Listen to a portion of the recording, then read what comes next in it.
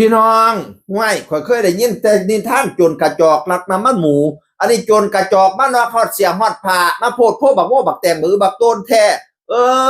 มาหลักสูตรของพระเอกหนึ่งพระล้านไส้พระเอกขวัญใจข่อยพี่น้องเอ้ยพระเอกกู้ภัยขวัญใจศพไร้ญาติแม่สร้างไปลักสูตรเล่าแท้หนึ่งพระล้านไส้แห่งคำผุนรวมมิตรแล้วมาเขียนว่าจังสี่ละมาลักเสียผ้าผมทำไมเพิ่นซื้อให้ข่อยแพงจนว่าบ่กล้าใส่มึงกะจังไรคักเนาะโอ้ยเสียผ้าแพงกะรอจนเราบ่กล้าใส่มันกะจังไรคักเนาะมาลักเอาเสียผ้าเรา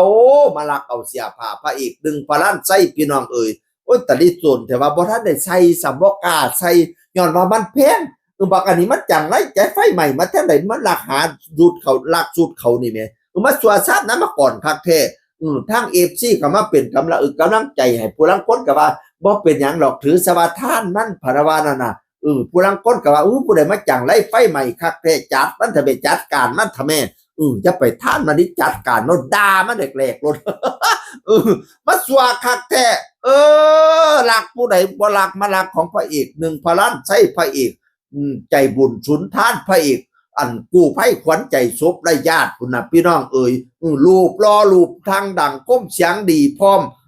ใจบุญสุนทานพร้อมพวกไปขับรถกู้ภัยเมื่อนั้นก็รถกู้ภัยรถปฐมพยาบาลไปล้างทำความสะอาดรถกู้ภัยกะครับรถรถแห่กะครับโอ้ยจะมาเฮ็ดหลายหน้าที่ให้